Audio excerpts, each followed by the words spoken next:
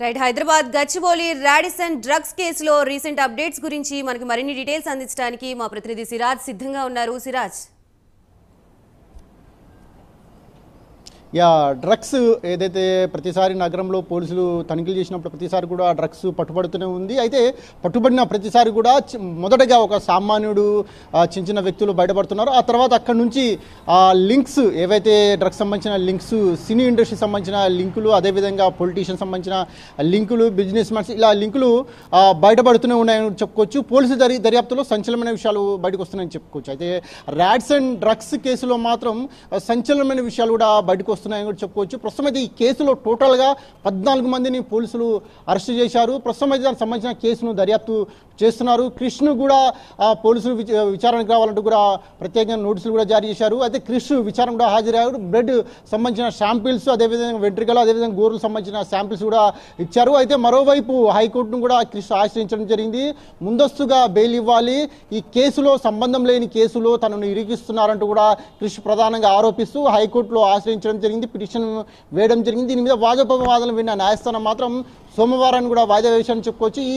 ఈ మొత్తం మీద కృష్ణ కూడా పోలీసులు విచారణకు హాజరయ్యి టోటల్గా బ్లడ్ శాంపిల్స్ కూడా ఇచ్చారని చెప్పుకోవచ్చు. అయితే ఈ కేసులో ఏదైతే రాడిసన్ సంబంధించిన డ్రగ్స్ కేసులో మాత్రం కేదర్ అదేవిధంగా రాజ్ వీళ్ళిద్దరూ స్నేహితులు అని చెప్పుకోవాలి. వీళ్ళిద్దరు కూడా సినీ ఇండస్ట్రీలో పనిచేస్తున్నారు. అయితే రాజ్ అదేవిధంగా కేదర్ వీళ్ళిద్దరూ బిజినెస్ పార్ట్నర్స్ కూడా చెప్పుకోవచ్చు. వీళ్ళిద్దరూ సినీ ఇండస్ట్రీలో ఉన్నారు. కానీ రాజ్ మాత్రం కేటీఆర్ బామర్ది. అంతేకాకుండా ఈ కేసులో రాజ్ కూడా సంబంధాలు ఉన్నట్టు కూడా తీవ్రమైన ఆరోపణలు అయితే వినిపిస్తున్నాయి. ఈ నేపథ్యంలో పోలీసులు కూపిలాగుతున్నారు. అంటే కేదారు అదేవిధంగా రాజ్ వీళ్ళిద్దరి మధ్యలో ఉన్న సంబంధాలు ఏంటి, అంటే బిజినెస్ సంబంధించిన సంబంధాలే ఉన్నాయా, డ్రగ్స్ సంబంధించిన ఏమైనా సంబంధాలు ఉన్నాయనే కోణంలో ప్రస్తుతం అయితే కూపిలాగుతున్నారు. మరోవైపు సోషల్ మీడియాలో మాత్రం తీవ్రమైన ఆరోపణల మీద చర్చ కూడా నడుస్తుందని చెప్పుకోవచ్చు. ప్రస్తుతం అయితే ఈ కేసులో అంటే రాడిసన్ డ్రగ్స్ కేసులో కేదర్తో పాటు అదేవిధంగా రాజ్ వీళ్ళిద్దరు కూడా సంబంధాలు ఉన్నాయంటూ కూడా తీవ్రమైన ఆరోపణలు అయితే వినిపిస్తున్నాయి. ప్రస్తుతం అయితే ఈ కేసును పోలీసులు దర్యాప్తు చేస్తున్నారు. మొత్తం మీద అయితే ఈ కేసు దర్యాప్తు కొనసాగుతుంది. ప్రస్తుతం అయితే 14 మందిని పోలీసులు అరెస్ట్ చేశారు. ప్రధానంగా ఆ కేదర్ సంబంధించిన ఫోన్ డేటా, అదేవిధంగా కాల్ డేటా, వాట్సాప్ చాటింగ్ సంబంధించిన పోలీసులు కూపిలాగుతున్నారు. కేదర్ రాజ్ అసలు వీళ్ళిద్దరి మధ్యలో వాట్సాప్ చాటింగ్ ఏమైనా జరిగిందా, డ్రగ్స్ సంబంధించిన ఏమైనా కోడింగ్ డికోడింగ్ భాష లాంటిది ఏమైనా చాటింగ్ జరిగిందా, జనరల్ మెసేజ్, అదేవిధంగా వాట్సాప్ మెసేజ్, అదేవిధంగా calls data.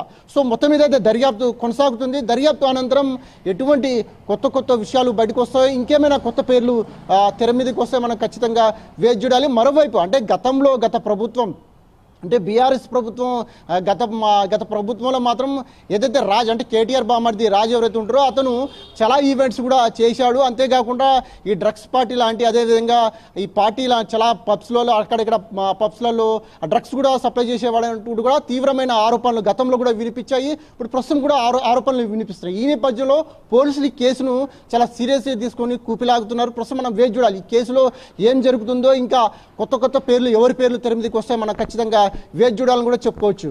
Right, thank you for the update Siraj.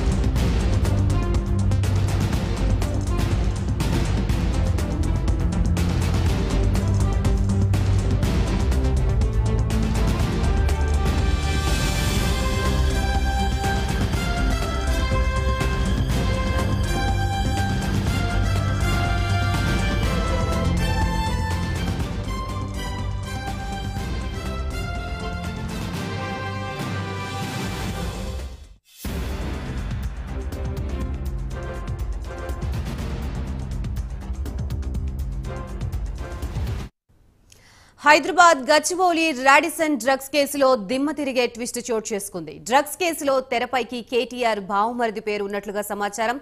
దీంతో ఈ కేసులో నిందితుల సంఖ్య 14కి చేరింది.